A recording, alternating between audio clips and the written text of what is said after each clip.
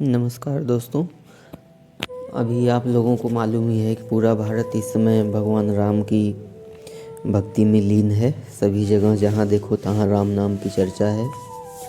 उसी के क्रम में आप लोगों को मालूम ही है कि 22 जनवरी सन 2024 को उत्तर प्रदेश के अयोध्या ज़िले में माननीय प्रधानमंत्री जी द्वारा भगवान राम का प्राण प्रतिष्ठा किया गया था। इसमें देश विदेश के बहुत सारे संत, श्रद्धालु, भक्त उपस्थित हुए थे और पूरा अयोध्या के साथ साथ पूरा भारत देश भगवान राम की प्राण प्रतिष्ठा के लिए उत्सुक था। और आप लोगों में से कई लोग होंगे जो अयोध्या जाना चाहते होंगे। तो बहुत आदमी सोचते हैं कि यार हम कैसे पहुँचे वहाँ पे क्या सुविधाएं होंगी, समय पे क्या होगा, कैसे पहुँचा जा सकता है। तो इस संबंध में दैनिक भास्कर द्वारा एक बहुत ही विशिष्ट कार्य किया गया है, जो कि दैनिक भास्कर द्वारा अयोध्या दर्शन गाइड का संस्करण विमोचन किया गया है। इसमें आप लोगों को बहुत सारी बातों का जो वहाँ पे है उसकी जानने और आपको यात्रा अपनी प्लान करने में सहूलियत होगी। तो आइए चलते हैं इस अयोध्या गाइड का हम लोग आपको पूरा सारांश बताते हैं। सबसे पहले इसमें आप लोग जैसे ही पहले पेज पर जाएंगे, दैनिक भास्कर अयोध्या दर्शन गाइड, उसके नीचे भगवान राम की एक धनुष लिए हुए खड़े हैं भगवान श्री राम।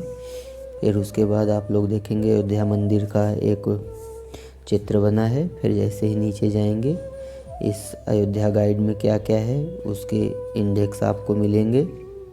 और उसके बाद आपको क्या है कि अयोध्या कैसे पहुँचें, कहाँ रुक सकते हैं, ये सारी जानकारी आपको वहाँ पे मिलेगी।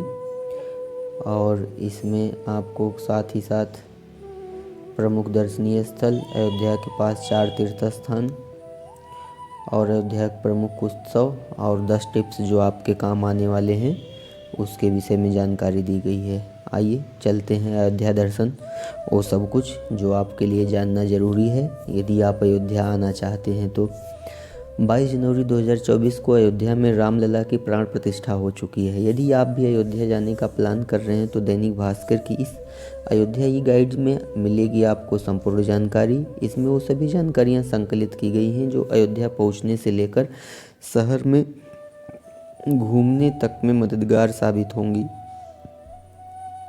फिर इसके बाद आप देख सकते हैं भगवान राम की एक कितनी अच्छी तस्वीर है।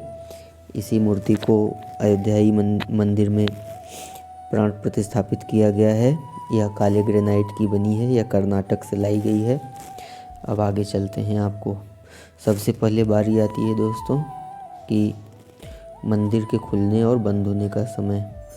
ध्यान दें आप लोग, सुबह 6 बजे से दोपहर 12 बजे तक और दोपहर 2:30 बजे से रात को 10 बजे तक। दोस्तों यहाँ बंद होने के समय में जो शाम का समय है उसमें समय का परिवर्तन संभव है, इसमें स्पष्ट रूप से लिखा गया है। अब बारी आती है मंदिर में दर्शन कैसे होंगे। मंदिर में दर्शन करने के लिए सबसे पहले आपको मुख्य प्रवेश द्वार से मंदिर की दूरी करीब 200 मीटर की है। यहाँ से मंदिर पहुँचने तक के लिए बुजुर्गों और विकलांगों के लिए व्हीलचेयर की भी सुविधा उपलब्ध कराई जाती है, जिससे आप लोग कदापि यह नहीं समझें कि बुजुर्ग आदमी और विकलांग व्यक्ति को या दिव्यांग व्यक्ति को देखने के लिए भगवान रामलला के दर्शन के लिए कोई भी परेशानी होगी। सारी सुविधाएं मुहैया की गई हैं। आगे आते हैं। आपको मालूम ही है कि आपको मंदिर में सिंह द्वार से होते हुए 32 सीढ़ी पकड़कर आपको प्रवेश मिलेगा। उसके बाद आप 5 मंडप पार करके गर्भगृह में रामलला के दर्शन 30 फीट की दूरी से कर पाएंगे। फिर जैसे ही आगे बढ़ेंगे, आपको बता दें रामलला की आरती का समय क्या है। रामलला की आरती का समय, रामलला की आरती लगभग 6 बार दिन भर में की जाती है, जो निम्न प्रकार से है। मंगला आरती सुबह 4:30 बजे की जाती है एकदम भोर में। श्रृंगार आरती सुबह 6:30 बजे से 7 बजे तक की जाती है। भोग आरती 11:30 बजे की जाएगी।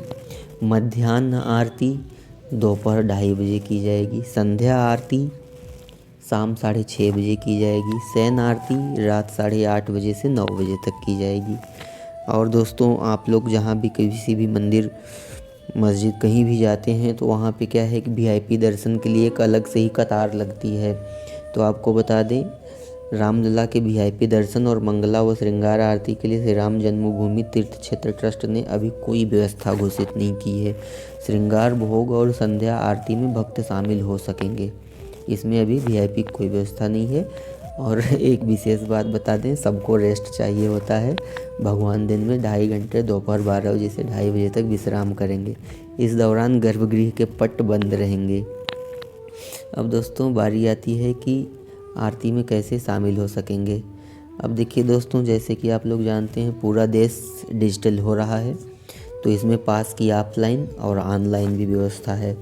ऑफलाइन व्यवस्था में अभी ट्रस्ट द्वारा नियम तय किया जा रहा है, और ऑनलाइन व्यवस्था में क्या है कि आप लोग इस वेबसाइट पर जाकर रजिस्ट्रेशन कर सकेंगे। परंतु ध्यान देने की बात यह है कि यह रजिस्ट्रेशन 27 जनवरी से होने की संभावना व्यक्त की गई है। VIP दर्शन की कोई अभी व्यवस्था नहीं की गई है, जैसा कि मैंने पहले ही बताया था, लेकिन अभी क्या है कि व्यवस्थाएं तय की जा रही हैं। फिर दोस्तों, उसके बाद आगे आप लोग देखते हैं मंदिर में प्रसाद दोस्तों, किसी भी मंदिर का बहुत ही विशिष्ट चीज़ होता है। खासकर बच्चे, बूढ़े, बड़े, बुजुर्ग, अगर कोई मंदिर में नहीं जा पाता तो सोचता है भगवान के नाम का प्रसाद ही मिल जाए। तो यहाँ पे दोस्तों आपको बता दें, प्रसाद बांटने के लिए किस चीज़ का प्रसाद है। प्रसाद में इलायची के दाने का प्रसाद दिया जाएगा। चीनी और इलायची को मिलाकर बनाया जाता है। मंदिर परिसर में भक्तों को निःशुल्क प्रसाद की व्यवस्था है। फिर आगे बारी आती है दोस्तों, प्रसाद कहाँ से मिलेगा। प्रसाद बांटने के लिए दोस्तों आप लोग जानते हैं कि यहाँ पे बहुत अच्छी चीज़ है जो मशीन लगाई गई है। आपको यह मशीन दर्शनार्थियों के वापसी वाले रास्ते पर मिलेगी, और अभी प्रसाद के लिए शुल्क की कोई व्यवस्था नहीं है। दोस्तों, बहुत सारे लोगों के दिमाग में आता है कि यदि हम प्रसाद चढ़ाना चाहें तो क्या चढ़ा सकते हैं। तो उसके लिए आप क्या है कि विशेष अनुमति से शाकाहारी और शुद्ध मिठाई और मेवे आदि की प्रसाद या भोग लगवा सकते हैं। सुरक्षा कारणों से मंदिर में अभी नारियल, फूल माला, श्रृंगार या कोई चीज़ भक्त नहीं ले जा सकते। फिर उसके बाद बारी आती है मंदिर के अंदर क्या ले जा सकेंगे। दोस्तों, मंदिर के अंदर तो ऐसे बहुत सारी चीज़ों के रिस्ट्रिक्शन है, लेकिन आप पैसा और चश्मा जैसी ज़रूरी चीज़ें ही ले जा सकते हैं। और ध्यान दें कि मंदिर में आपको लॉकर की निःशुल्क सुविधा उपलब्ध कराई जाएगी। अब अयोध्या कैसे पहुँचें। देखिए दोस्तों, अयोध्या के लिए आप लोग स्क्रीन पे देख सकते हैं एयर कनेक्टिविटी है। अयोध्या पहुँचने के लिए देश के इन प्रमुख शहरों से, जो कि दिल्ली, मुंबई, महाराष्ट्र, अहमदाबाद, चेन्नई, बेंगलुरु इत्यादि शहरों से क्या है, आपको कोलकाता से आपको फ़्लाइट की व्यवस्था है। इसमें से कुछ फ़्लाइटें अभी 1 फरवरी के बाद से शुरू होंगी, कुछ फ़्लाइटें फरवरी में शुरू होंगी, जो कि निम्न प्रकार हैं। जैसे जैसे आप आगे बढ़ते जाएंगे वैसे वैसे आपको इन सब फ़्लाइटों की जानकारी मिलती जाएगी। फिर उसके बाद दोस्तों आप लोगों को बता दें, भले ही आज तमाम एयर फ्लाइट, दुनिया भर की साधन उपलब्ध हो गए हों, लेकिन रेल एक ऐसा माध्यम है, रेलगाड़ी एक ऐसी चीज़ है जो आज भी ट्रांसपोर्ट का एक मुख्य जरिया बना हुआ है। तो आइए दोस्तों बात करते हैं कि आप ट्रेन के माध्यम से कैसे पहुंच सकते हैं। बड़े शहर जैसे दिल्ली से आप लोगों को मालूम है भारतीय रेलवे की पहचान वंदे भारत एक्सप्रेस, जो कि सुबह 6:30 बजे से आपको दोपहर 2:30 बजे, मतलब कि आप यह देखें तो लगभग 8 घंटे में आपको पहुंचा देगी अयोध्या, जो कि सप्ताह में 5 दिन, 6 दिन, सोमवार, मंगलवार, गुरुवार, शुक्रवार और शनिवार को रहती है। उसके बाद दोस्तों आप इसी तरीके से अन्य शहरों अमृतसर, अहमदाबाद, जयपुर, भागलपुर, भोपाल, इंदौर, मुंबई, कोलकाता, बेंगलुरु से भी आ जा सकते हैं। दोस्तों आप लोगों को बता दें, राम मंदिर उत्तर प्रदेश की एक धरोहर है, और इसके लिए भारतीय रेलवे ने भी बहुत सारी ट्रेनों की, विशेष ट्रेनों की व्यवस्था की है।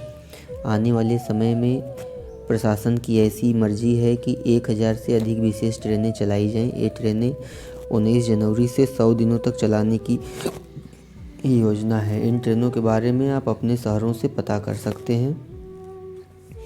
और दिल्ली, मुंबई, चेन्नई, बेंगलुरु, पुणे, कोलकाता, लखनऊ, जम्मू कश्मीर अन्य शहरों से भी ट्रेन चलाने की व्यवस्था की गई है। अब दोस्तों बारी आती है सड़क कनेक्टिविटी की।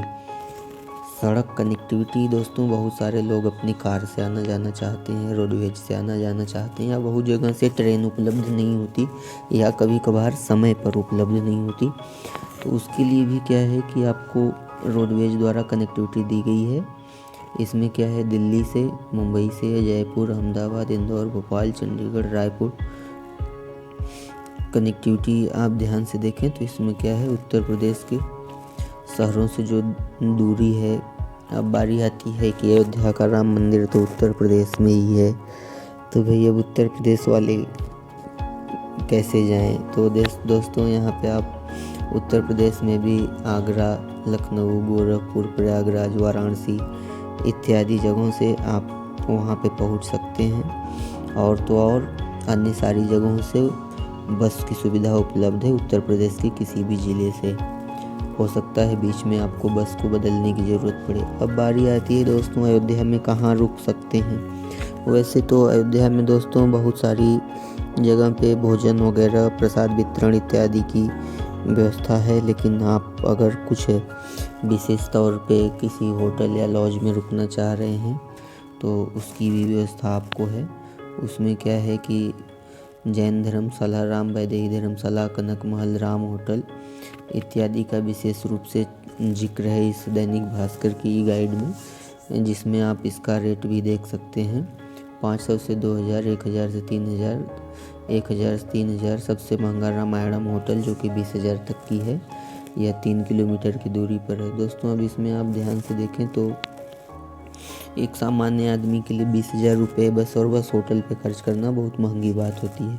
फिर और भी दोस्तों जो लोग सस्ते में होटल लेना चाहते हैं वो क्या है कि मंदिर से 5 से 7 किलोमीटर की दूरी में अन्य होटल भी हैं, उसमें भी किराया क्या है कि 10,000 रुपये तक का ले सकते हैं। इसके बाद बारी आती है आपके भोजन की। आप भोजन में क्या लेंगे। भोजन में खास बात, पूरी अयोध्या शाकाहारी है। कई होटलों में बिना प्याज और लहसुन के भोजन मिलता है।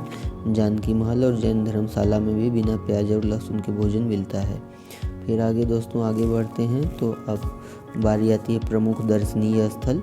प्रमुख दर्शनीय स्थल में भगवान राम से जुड़े वो प्रमुख स्थान जो आप देख सकते हैं।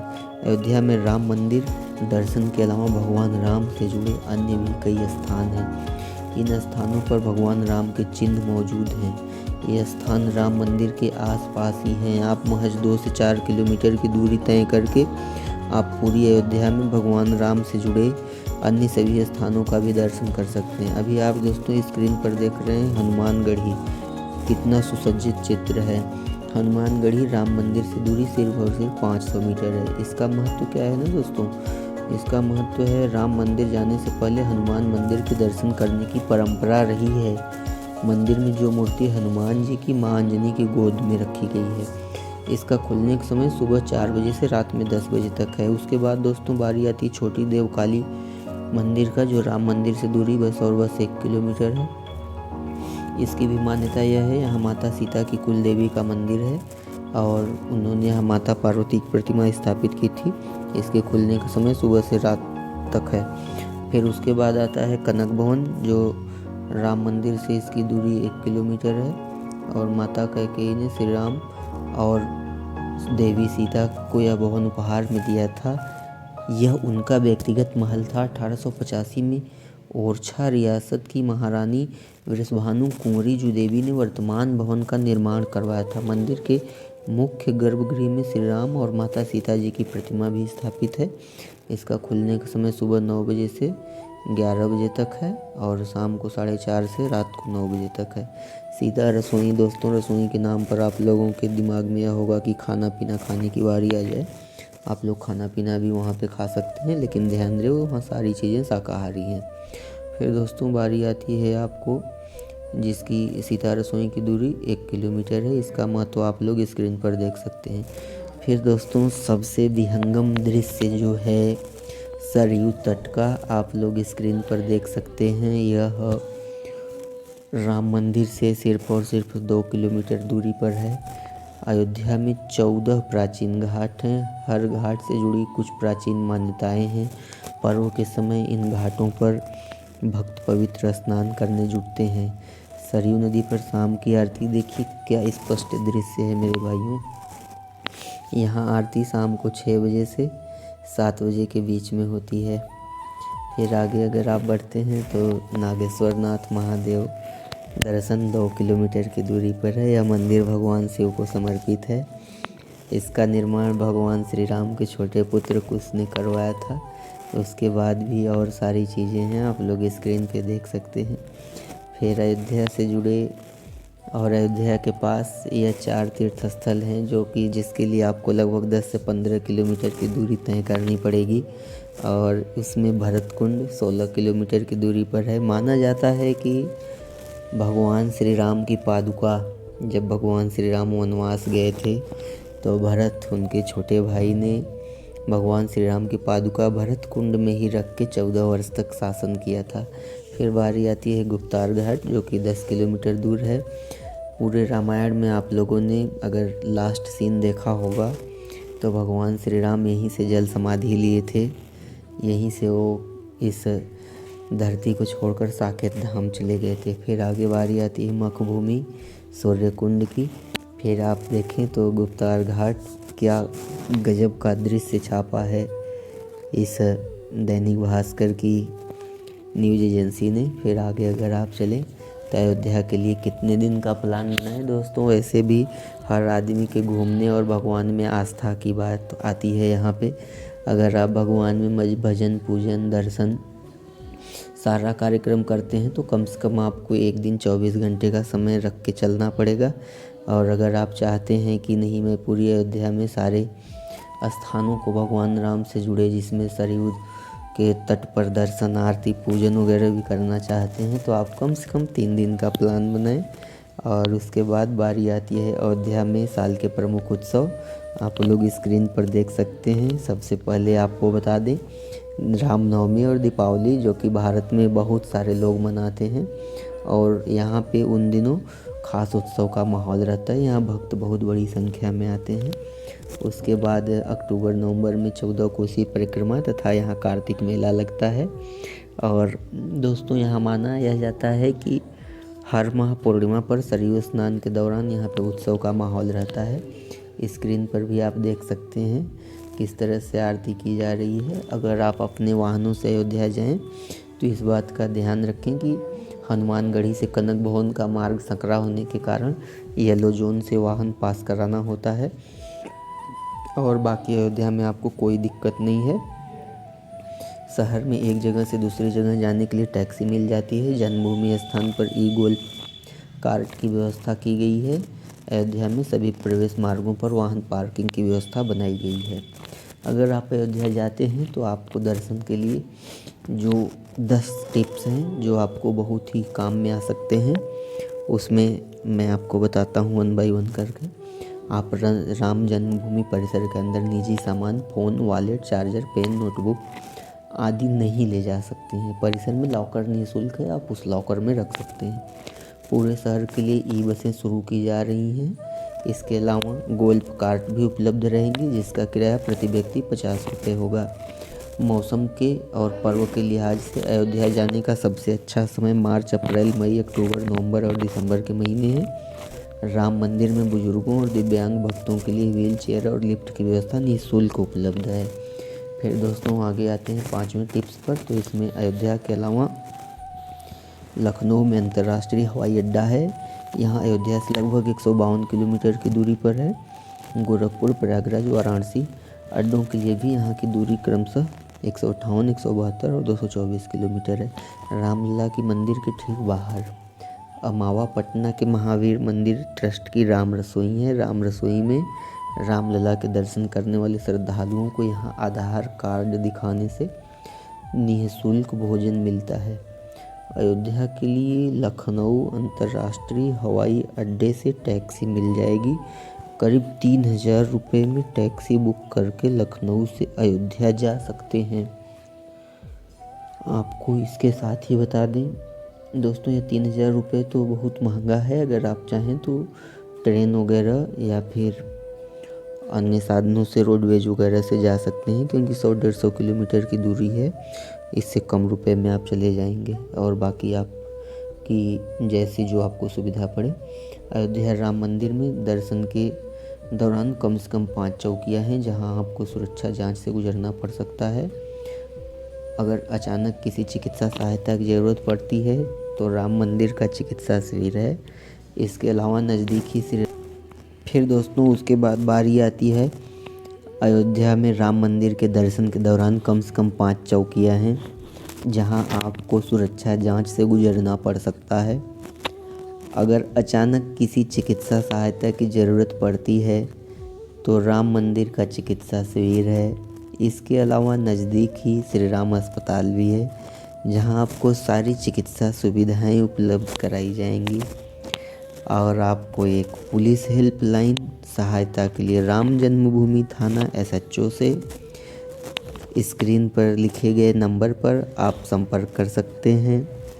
और राम जन्मभूमि हेल्प डेस्क पर भी आप संपर्क कर सकते हैं। फिर दोस्तों इस ई गाइड के लास्ट पेज पर आप लोग देख सकते हैं कितना विहंगम चित्र श्री राम लिखा है हिंदी में, और उसके नीचे एक फ़ोटो लगी है धनुष के साथ, छाया चित्र है।